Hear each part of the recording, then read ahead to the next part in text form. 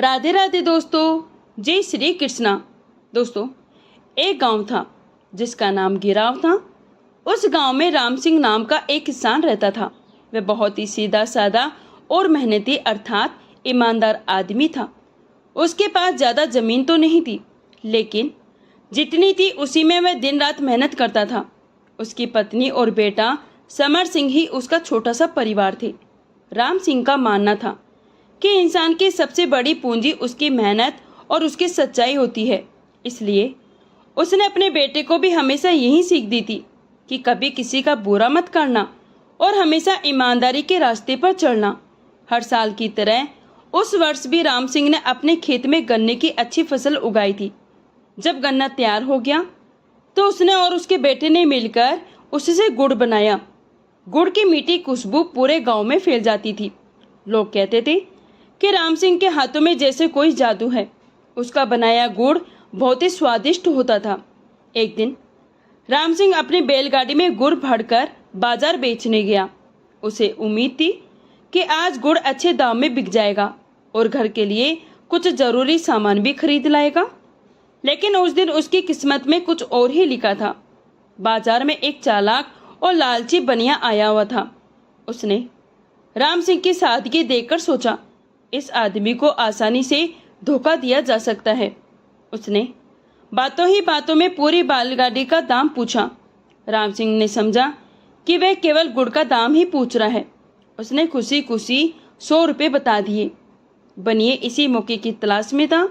उसने तुरंत पैसे दे दिए और बाद में दावा करने लगा कि उसने गुड़ के साथ पूरी बैलगाड़ी भी खरीद ली है। जब राम सिंह ने उसका विरोध किया तो बनिए ने उसकी एक न सुनी, उल्टा उसे अपमानित करवाकर घर से बाहर निकलवा दिया। कहते हैं कि शरीर पर लगी चोट जल्दी बढ़ जाती है, लेकिन सम्मान पर लगी चोट बहुत ही गहरी होती है। इंसान भूख सह सकता है, गरीबी सह सकता है, लेकिन अपमान सहना बहुत ही कठिन होता है। उस दिन राम सिंह के साथ भी यही हुआ था। वह शाम को किसी तरह घर पहुंचा। उसके चेहरे पर उदासी साफ दिखाई दे रही थी। उसकी आंखों में आंसू थे और मन में दर्द भरा हुआ था। जब उसकी पत्नी और बेटे ने कारण पूछा तो वह पहले कुछ देर चुप रहा। शायद वह उस घटना को याद भी नहीं करना चाहता था, लेकिन आखिरकार उसने सारी बात बता दी। समर सिंह अपने पिता की बातें सुनता रहा। जैसे जैसे वह पूरी घटना सुनता गया, उसके चेहरे का रंग बदलता गया। उसकी आंखों में क्रोध दिखाई देने लगा। उसे अपने पिता का दुख देखकर बहुत ही पीड़ा हुई। एक बात हमेशा याद रखनी चाहिए कि माता पिता केवल हमें जन्म नहीं देते, बल्कि अपना पूरा जीवन हमारी खुशियों के लिए लगा देते हैं। इसलिए उनका सम्मान करना हर संतान का पहला कर्तव्य होता है। जो संतान अपने माता पिता के सम्मान की रक्षा करती है, वे समाज में भी आदर प्राप्त करती है। दोस्तों, समर सिंह में अपने पिता से बहुत ही प्रेम करता था। वे जानता था कि उसके पिता ने उसे पालने पोसने के लिए कितनी मेहनत की है, इसलिए वे उनके साथ हुए अन्याय को भूल नहीं पा रहा था। उस रात घर में किसी की आंखों में नींद नहीं थी। राम सिंह दुखी था, उसकी पत्नी चिंतित थी और समर सिंह के मन में विचारों का तूफान चल रहा था। वह सोच रहा था, आखिर ऐसे लोगों को सबक कौन सिखाएगा जो गरीबों को धोखा देकर अपना फायदा उठाते हैं। कहते हैं दुनिया में 2 तरह के लोग होते हैं। एक वे जो अपने मेहनत से आगे बढ़ते हैं, दूसरे वे जो दूसरों का नुकसान पहुंचाकर लाभ कमाने की कोशिश करते हैं। पहली राह कठिन जरूर होती है, लेकिन सम्मान दिलाती है। दूसरी राह आसान जरूर दिखाई देती है, लेकिन अंत में बदनामी और पछतावा ही देती है। भाइयों, सुबह होने से पहले ही समर सिंह ने मन में एक दृढ़ निश्चय कर लिया। उसने तय कर लिया कि वह अपने पिता का सम्मान वापस दिलाकर रहेगा। लेकिन वह जानता था कि केवल गुस्से से कोई समस्या हल नहीं होती।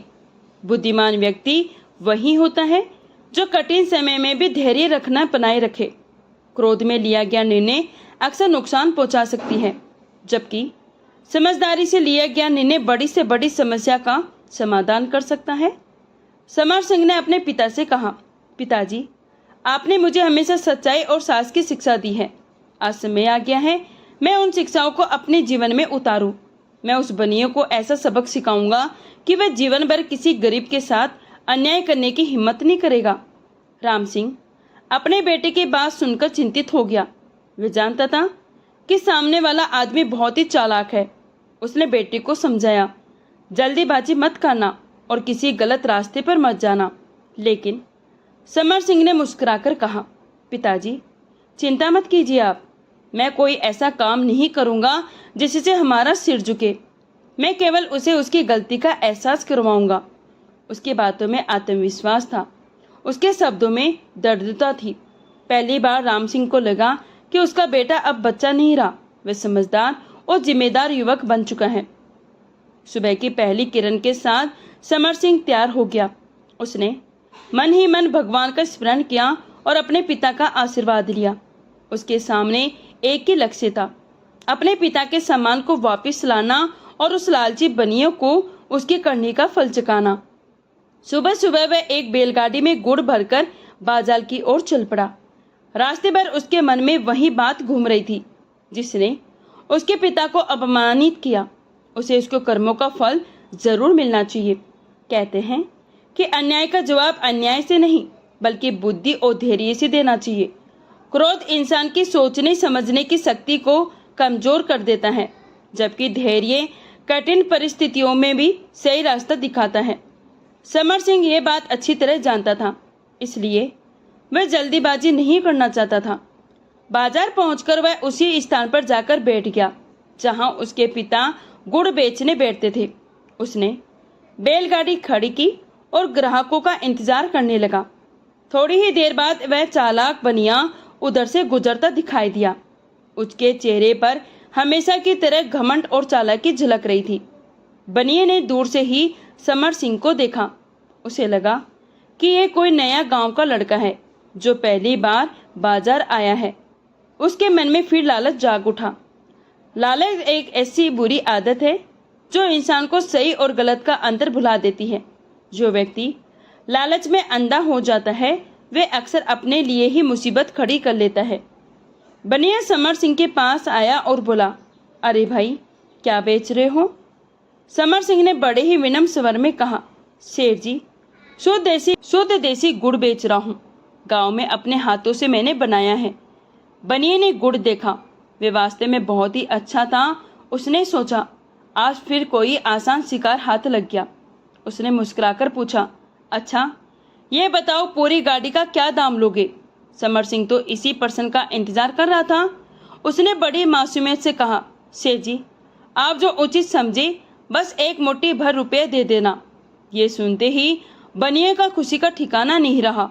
उसने मन ही मन सोचा, ये लड़का तो उसके पिता से भी ज्यादा भोला निकला। उसे लगा कि आज फिर बहुत बड़ा फायदा होने वाला है, लेकिन वह ये नहीं जानता था कि सामने बेटा युवक भोला जरूर दिख रहा था, परंतु उसकी बुद्धि बहुत ही तेज थी। कहते हैं अक्सर जीवन में ऐसा होता है, हम केवल किसी का बाहरी रूप देखकर उसके बारे में राय बना लेते हैं, लेकिन समझदार लोग जानते हैं कि असली शक्ति चेहरे से नहीं बुद्धि में होती है। बनिए ने तुरंत सौदा पक्का कर लिया और समर सिंह को अपने घर के लिए चलने के लिए कहा। समर सिंह भी बिना किसी विरोध के तैयार हो गया और दोनों बनिए की हवेली की ओर चल पड़े। हवेली पहुंचकर बनिए ने अपनी मुट्ठी में कुछ रुपए लेकर समर सिंह की ओर बढ़ाए और बोला, लो ये रही तुम्हारी मुट्ठी भर कीमत, अब गाड़ी यहीं छोड़ दो। समर सिंह ने पहले तो आश्चर्य से देखा, फिर बोला, सेठ जी ये कैसी बातें कर रहे हैं आप? मैंने तो गुड़ बेचा है, गाड़ी नहीं। बनिए जोर से हंस पड़ा, ठीक वैसे ही जैसे उसने कभी राम सिंह का मजाक उड़ाया था। वे बोला, अरे मैंने तो पूरी गाड़ी का सौदा किया था, अब अपनी बात से पीछे क्यों हट रहे हो? समर सिंह समझ गया कि बनिया फिर वही पुरानी चाल चल रहा है, लेकिन इस बार सामने उसके पिता नहीं बल्कि वह स्वयं था। उसने बड़े शांत स्वर में कहा, ठीक है सेठ जी, यदि आपकी यही इच्छा है तो पहले अपनी मुट्ठी मुझे दे दीजिए। बनिए को लगा कि लड़का डर गया है। वह मुस्कुराते हुए अपनी मुट्ठी आगे बढ़ाने लगा। तभी समर सिंह ने उसका हाथ मजबूती से पकड़ लिया। बनिया घबरा गया। समर सिंह बोला, जब पूरी गाड़ी एक मुट्ठी भर रुपए में मिल सकती है तो फिर मैं भी आपकी यही मुट्ठी अपने साथ ले जाऊंगा। आखिर मैंने तो मुट्ठी का सौदा किया है। ये सुनते ही बनिए के चेहरे का रंग उड़ गया। पहली बार उसे महसूस हुआ कि उसकी अपनी चाल उसी पर उल्टी पड़ गई है। कहते हैं जो गड्ढा दूसरों के लिए खोदता है कई बार वही उसमें गिर जाता है। यही स्थिति उस समय बनिए की थी। अब उसे अपने प्राणों की चिंता होने लगी। वह हाथ जोड़कर विनती करने लगा, भाई गलती हो गई, जो कहोगे मैं वही करूँगा। लेकिन समर सिंह आसानी से मानने वाला नहीं था। उसने कहा, पहली शर्त, मेरे पिता की बैलगाड़ी तुरंत वापस करोगे, मंजूर है? दूसरी शर्त, जो गुड़ तुमने धोखे से लिया था उसका पूरा मूल्य दोगे, ये भी मंजूर है? और तीसरी शर्त, आप किसी गरीब को धोखा नहीं दोगे। बनिया पूरी मजबूरी में सब मान गया। थोड़ी ही देर में राम सिंह की बैलगाड़ी वापस कर दी गई। गुड़ का उचित मूल्य भी दिया गया। बनिए के चेहरे का घमंड गायब हो चुका था। लेकिन समर सिंह जानता था, केवल एक दिन की हार से ऐसे लोगों की आदतें नहीं बदलती। कुछ लोग तब तक अपनी गलतियों से नहीं सीखते जब तक जीवन उन्हें बार बार सबक न सिखा दे। यही कारण था समर सिंह ने एक और शर्त रखी। उसने कहा कि बनिया उसे अपनी हवेली में नौकरी देगा। बाहर से ये बात साधारण लग रही थी, लेकिन समर सिंह के मन में एक गहरी योजना चल रही थी। वह चाहता था कि बनिया अपने कर्मों का परिणाम पूरी तरह समझे।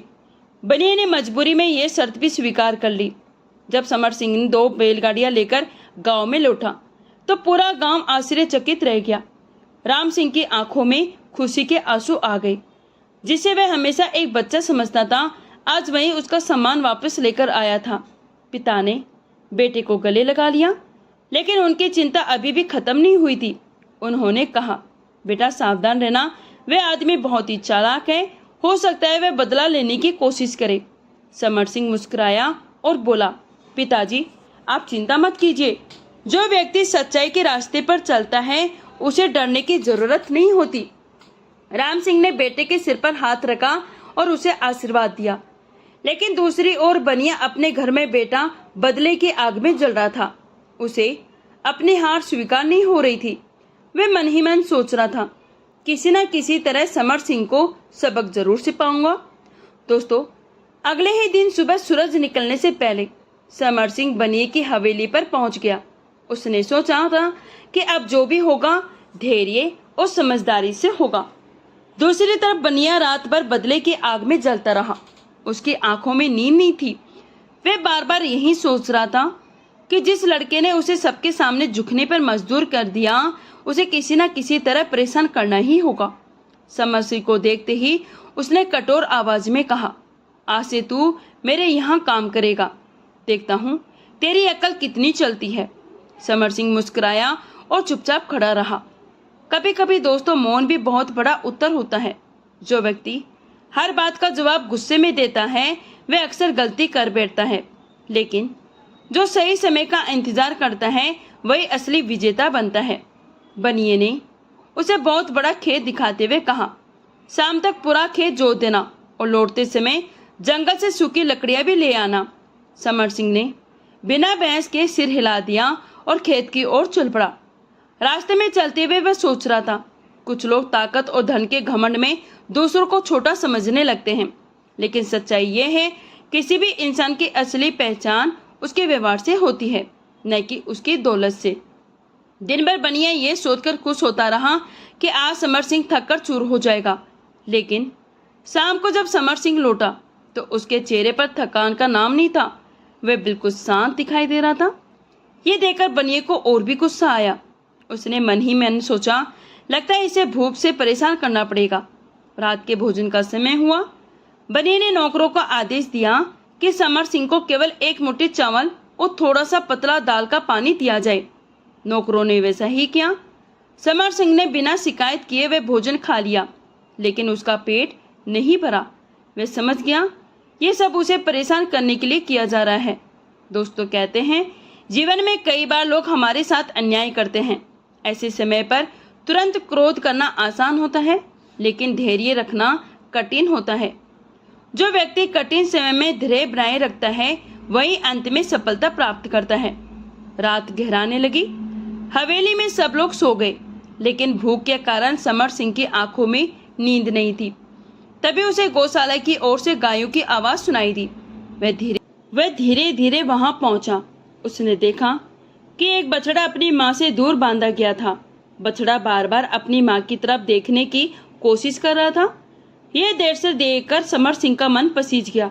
उसने सोचा, माँ और बच्चे का रिश्ता दुनिया का सबसे पवित्र रिश्ता होता है, इन्हें अलग रखना ठीक नहीं। उसने धीरे से बछड़े की रस्सी खोल दी। बछड़ा दौड़कर अपनी माँ के पास पहुंच गया और दूध पीने लगा। गाय भी जैसे खुशी से भर उठी। कुछ देर बाद जब गाय के थनों में खूब दूध उतर आया, तब समर सिंह ने बछड़े को वापस बांध दिया और खुद भी थोड़ा दूध पी लिया।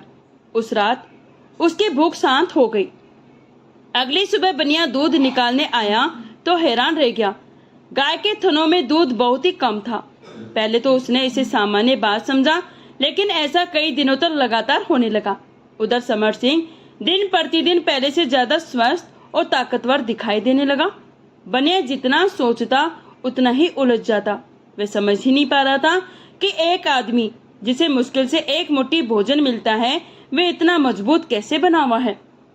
कहते हैं, जब इंसान केवल दूसरों को नुकसान पहुंचाने के बारे में सोचता है, तब उसकी समझ कमजोर पड़ने लगती है। बनिए के साथ भी यही हो रहा था। एक दिन बनिए की पत्नी अपने मायके चली गई। कुछ दिनों बाद बनिए ने तय किया कि वह उसे लेने जाएगा। उसने समर सिंह को साथ साथ चलने के लिए आदेश दिया। सफर लंबा था। बनिया खुद घोड़े पर बैठ गया और समर सिंह से बोला, तू पैदल चल। समर सिंह ने कोई विरोध नहीं किया। वह चुपचाप उसके पीछे चल पड़ा। रास्ते में एक बड़े बरगद के पेड़ के नीचे बनिया आराम करने लगा। उसने घोड़े की लगाम समर सिंह को थमा दी और खुद सो गया। थोड़ी देर बाद वहां से व्यापारियों का एक काफिला गुजरा। समर सिंह के मन में एक योजना आई। उसने घोड़े को अच्छे दामों में बेच दिया और उसकी पूंछ का एक छोटा टुकड़ा अपने पास रख लिया। फिर पास के एक बिल में पूंछ फंसा दी और जोर जोर से खींचने का नाटक करने लगा। कुछ देर बाद बनिए की आंख खुली। उसने पूछा, मेरा घोड़ा कहाँ है? समर सिंह घबराने का अभिनय करते हुए बोला, सेठ जी, बड़ी मुसीबत हो गई है। आपका घोड़ा इस बिल में घुस गया है। मैं उसकी पूंछ पकड़कर रोके हुए हूँ। जल्दी आइए, नहीं तो पूरा अंदर चला जाएगा। बनिया घबरा गया। वह दौड़कर आया और पूरी ताकत से पूंछ खींचने लगा। अचानक पूंछ उसके हाथ में आ गई। घोड़ा तो पहले ही बिक चुका था। बनिए का चेहरा गुस्से से लाल हो गया। वह चिल्लाया, मूर्ख, ये क्या किया तूने? लेकिन उसके पास कोई सबूत नहीं था। वे केवल गुस्सा कर सकता था। अब दोनों को आगे का सफर पैदल ही करना पड़ा। धूप तेज थी, रास्ता लंबा था। बनिए के पैरों में दर्द होने लगा। उसे पहली बार महसूस हुआ कि पैदल चलना कितना कठिन होता है। मित्रों, कहते हैं, जो व्यक्ति कभी दूसरों की परेशानी नहीं समझता, जीवन एक दिन उसे वही अनुभव करवा सकता है। इसलिए हमेशा दूसरों की कठिनाइयों को समझने की कोशिश करनी चाहिए। उधर शाम होते होते दोनों आगे बढ़ते रहे। बनिया थक चुका था, लेकिन समर सिंह के चेहरे पर अब भी आत्मविश्वास दिखाई दे रहा था। उसे पता था, ये तो केवल शुरुआत है। अभी बनिए को अपनी गलतियों का पूरा एहसास होना बाकी था। दोनों धीरे धीरे आगे बढ़ते हुए बनिए के ससुराल की ओर जा रहे थे। दोनों धीरे धीरे आगे बढ़ते हुए बनिया के ससुराल की ओर जा रहे थे।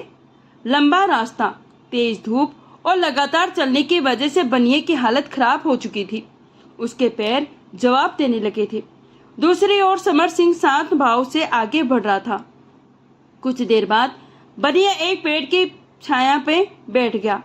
उसने थकी हुई आवाज में कहा, समर सिंह, अब मुझसे और नहीं चला जाता। तो पहले मेरे ससुराल जा और खबर कर दे, मैं आने वाला हूँ। समर सिंह ने आदरपूर्वक सिर हिलाया और चल पड़ा। रास्ते में उसके मन में एक विचार आया। उसने सोचा, जो आदमी दूसरों को भूखा रखता है, उसे भी एक दिन भूख का महत्व समझना चाहिए, क्योंकि जो स्वयं दर्द नहीं झेलता, वह दूसरों के दर्द को कभी नहीं समझ पाता। जब समर सिंह ससुराल पहुंचा तो घर के लोगों ने उसका स्वागत किया। उन्होंने तुरंत पूछा, बेटा, हमारे दामाद जी कैसे हैं? समर सिंह ने बड़े सहज भाव से उत्तर दिया, ठीक है, लेकिन उनका पेट इन दिनों कुछ खराब चल रहा है, इसलिए उनके लिए हल्का भोजन बनवाइए। बस साधारण खिचड़ी ठीक रहेगी। फिर उसने मुस्कुराकर कहा, मेरे लिए जो उचित समझे बना दीजिए। घर वालों ने उसकी बात पर विश्वास कर लिया। दामाद के लिए साधारण खिचड़ी बनने लगी। और समर सिंह के लिए तरह तरह के स्वादिष्ट पकवान तैयार होने लगे। इधर बनिया रास्ते में बैठा मन ही मन सोच रहा था, ससुराल में पहुंचते ही उसका खूब आदर सत्कार होगा। वह कल्पना कर रहा था कि उसके लिए खीर, पूड़ी, हलवा और न जाने कितने पकवान तैयार किए जा रहे होंगे। दोस्तों, कहते हैं कई बार इंसान अपनी कल्पनाओं में इतना खो जाता है कि वास्तविकता से दूर हो जाता है, लेकिन जीवन हमेशा हमें सच का सामना करवाता है। जब बनिया किसी तरह ससुराल पहुंचा तो उसने देखा कि समर सिंह बड़े आनंद से भोजन कर रहा है। उसकी थाली में तरह तरह के व्यंजन थे। उधर उसके सामने एक कटोरी साधारण खिचड़ी रख दी गई। बनिया हैरान रह गया। वह कुछ कहने ही वाला था कि समर सिंह बोला, सेठ जी, आपके पेट की खराबी का ध्यान रखते हुए ये विशेष खिचड़ी बनवाई गई है। ये आपके स्वास्थ्य के लिए बहुत ही अच्छी है। बनिया चाहकर भी कुछ नहीं कह पाया। उसे मजबूरी में वही खिचड़ी खानी पड़ी। उस रात जब सब लोग सो गए तो बनिया को भूख के कारण नींद नहीं आ रही थी। पेट में गुड़गुड़ाहट हो रही थी। आखिरकार उसने समर सिंह को जगाया और धीरे से कहा, मुझे बहुत तेज भूख लगी है। समर सिंह ने आंखें मलते हुए इधर उधर देखा। फिर उसकी नजर छत में बने एक पुराने गोल छेद पर गई। गांव के पुराने घरों में ऐसे छेद बनाए जाते थे जिनसे जरूरत पड़ने पर सामान ऊपर नीचे पहुंचाया जा सके। तभी उसके मन में एक योजना आई। उसने एक मजबूत रस्सी ली और बनिए की कमर में बांध दी। फिर धीरे धीरे उसे उस छेद के नीचे रास्ते रसोई घर में उतार दिया। नीचे पहुंचकर बनिए ने तरह तरह के स्वादिष्ट पकवान देखे। उसकी आंखें चमक उठी। वह खाने पर टूट पड़ा। उसने इतना खाया कि उसका पेट पूरी तरह भर गया। फिर उसने रस्सी हिलाकर ऊपर खींचने का संकेत देना शुरू कर दिया, लेकिन ऊपर समर सिंह को गहरी नींद आ गई थी।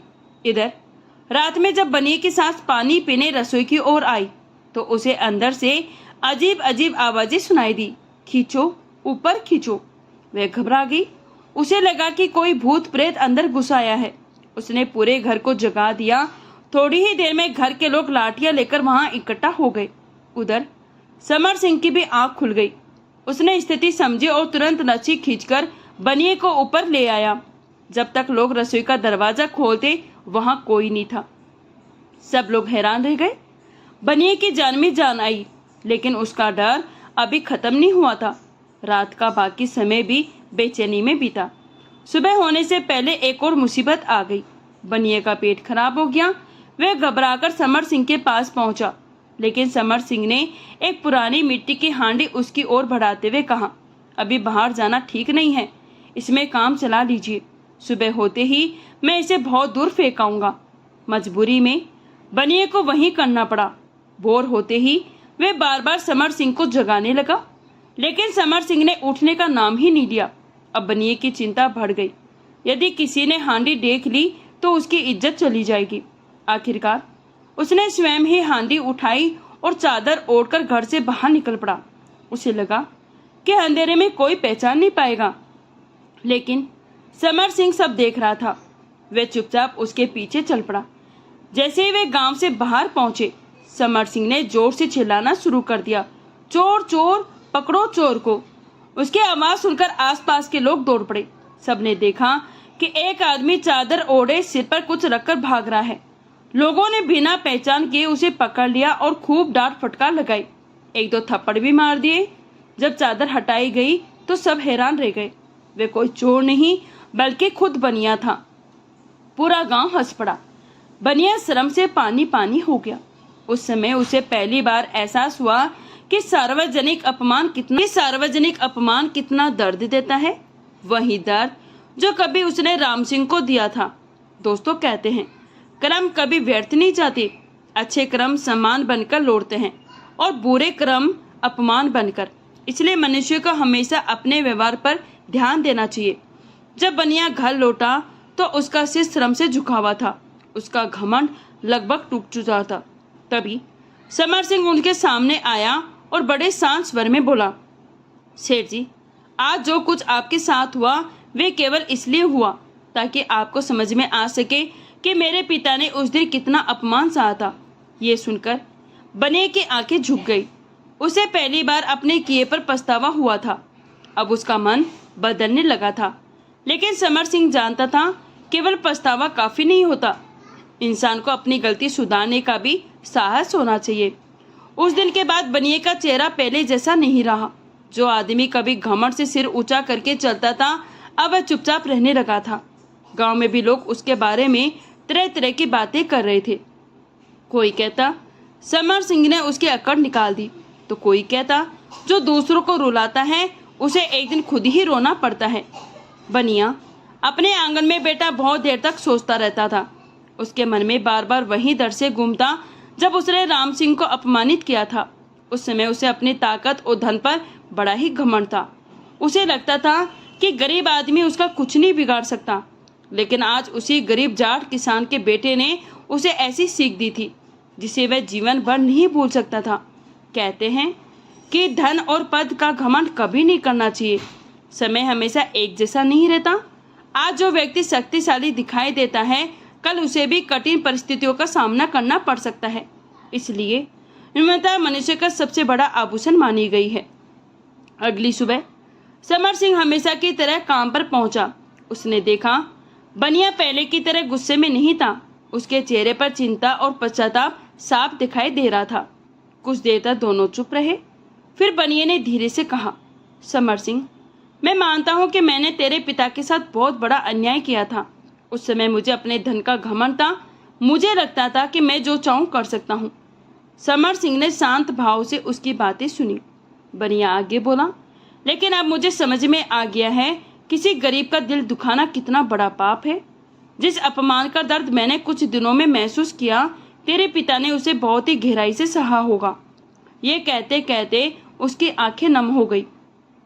समर सिंह के मन में भी कठोरता कम होने लगी, क्योंकि वह बदला लेने नहीं बल्कि न्याय दिलाने आया था। उसका उद्देश्य किसी को बर्बाद करना नहीं था। वह केवल चाहता था कि बनिया अपनी गलती समझे। कहा भी जाता है, सच्चा न्याय वही होता है जिसमें गलती करने वाला व्यक्ति अपनी भूल स्वीकार करे और भविष्य में उसे कभी न करने का संकल्प ले। कुछ देर बाद बनिया अपने स्थान से उठा और हाथ जोड़कर बोला, बेटा, यदि संभव हो तो मुझे माफ कर देना। समर सिंह ने उसकी आंखों में देखा। वहां अब घमंड नहीं था, वहां केवल पछतावा दिखाई दे रहा था। लेकिन उसने तुरंत उत्तर नहीं दिया। उसने कहा, सेठ जी, माफी मांगना आसान है, लेकिन गलती सुधारना कठिन है। अगर आप सच में बदलना चाहते हैं तो आपको अपने व्यवहार से ये साबित करना होगा। बनिए ने तुरंत सिर झुका लिया। मैं तैयार हूँ। तब समर सिंह ने उसे वही पुरानी शर्त याद दिलाई जो नौकरी के समय तय हुई थी। बनिए का चेहरा एक बार फिर पीला पड़ गया। उसे याद आया कि उसने गुस्से और मजबूरी में एक वचन दिया था। उस समय उसे लगा था वह कभी उस स्थिति तक नहीं पहुंचेगा, लेकिन आज परिस्थितियां बदल चुकी थी। उसने कांपती आवाज में कहा, बेटा, मेरी इज्जत अब तेरे हाथ में है। समर सिंह कुछ देर तक चुप रहा। फिर उसने कहा, मुझे आपके नाक कान की नहीं चाहिए। मैं कोई क्रूर आदमी नहीं हूँ, लेकिन मेरी कुछ शर्तें जरूर है। बनिया ध्यान से उसकी ओर देखने लगा। समर सिंह बोला, पहली बात, आज के बाद कभी किसी गरीब आदमी को धोखा नहीं दोगे। बनिए ने तुरंत कहा, मैं वचन देता हूँ। दूसरी बात, किसी की मजबूरी का फायदा नहीं उठाओगे। ये भी स्वीकार है। तीसरी बात, गांव में जो गरीब किसान कर्ज के बोझ तले दबे हुए हैं उनके साथ न्याय करोगे और उन्हें उचित व्यवहार करोगे। बनिए ने बिना सोचे समझे सिर झुका दिया। उसे अब समझ में आ गया था कि समाज में सम्मान धन से नहीं बल्कि अच्छे व्यवहार से मिलता है। फिर उसने अपनी तिजोरी से 100 रुपए निकाले और समर सिंह के हाथ में रखते हुए कहा, ये मैं अपनी गलती का प्रायश्चित समझकर दे रहा हूँ। समर सिंह ने रुपए ले लिए, लेकिन उसके चेहरे पर कोई लालच नहीं था। वे जानता था असली जीत पैसे की नहीं बल्कि सत्य की हुई है। कुछ ही दिनों में गांव वालों ने बनिए के व्यवहार में बदलाव देखना शुरू कर दिया। वह अब पहले जैसा कठोर नहीं रहा। किसानों से सम्मान पूर्वक बात करता, उनकी समस्याएं सुनता और बेवजह किसी को परेशान नहीं करता था। लोगों को आश्चर्य होता कि ये वही आदमी है जिसने कभी अपने धन के बल पर पूरे गांव को डरा रखा था। धीरे धीरे उसकी नई पहचान बनने लगी। कहते हैं कि मनुष्य चाहे कितना भी गलत क्यों ना करे, यदि वह सच्चे मन से अपनी गलती स्वीकार कर ले और स्वयं को सुधारने का प्रयास करे तो उसका जीवन बदल सकता है। सुधार का मार्ग हमेशा खुला रहता है, बस उसके लिए ईमानदारी और साहस चाहिए। उधर राम सिंह को जब ये सब पता चला तो उसकी आंखों में खुशी के आंसू आ गए। उसे अपने बेटे पर गर्व था, लेकिन गर्व इस बात का नहीं था कि उसके बेटे ने बनिए को हराया। गर्व इस बात का था कि उसने अन्याय का उत्तर बुद्धि से दिया, क्रोध से नहीं। एक शाम राम सिंह अपने बेटे के साथ खेत की मेड़ पर बैठा था। सामने गन्ने की फसल हवा में लहरा रही थी। सूर्य धीरे धीरे अस्त हो रहा था। राम सिंह ने प्यार से कहा, बेटा, आज तूने साबित कर दिया कि असली ताकत शरीर की नहीं, बुद्धि और चरित्र की होती है।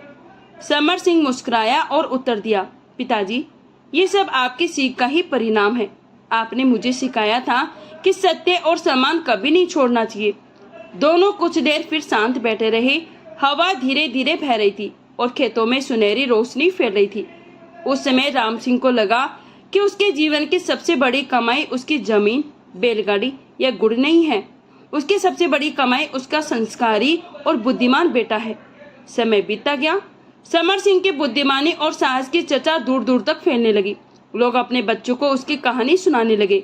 वे कहते हैं, देखो, कठिन समय में धैर्य रखना और अन्याय का सामना समझदारी से करना चाहिए। और सच भी यही है भाइयों। क्रोध कुछ समय के लिए जीत दिला सकता है, लेकिन बुद्धि स्थायी सम्मान दिलाती है। धन कुछ लोगों को प्रभावित कर सकता है, लेकिन अच्छा चरित्र पूरे समाज का दिल जीत लेता है। मेरे कहने का तात्पर्य ये है, ये कहानी हमें याद दिलाती है कि माता पिता का सम्मान करना हर संतान का धर्म है। जो व्यक्ति सत्य, धैर्य तथा न्याय का साथ देता है, अंत में जीत उसी की होती है। यही जीवन का सबसे बड़ा सत्य है। तो दर्शक बंधुओं, ये थी जाट और बनिए की कहानी, जिसमें जाट चलाता बनिए के ससुराल और किस तरह से उस गरीब जाट ने बनिए को सबक सिखाया और उसके घमंड को चूर चूर कर दिया। तो दोस्तों, अब क्षमा चाहती हूँ, अगर कहानी अच्छी लगी हो तो प्लीज कमेंट बॉक्स में जरूर बताना। इतना समय देने के लिए आप सभी को दिल से बहुत बहुत धन्यवाद। मिलते हैं अगली वीडियो में किसी और वीडियो के साथ।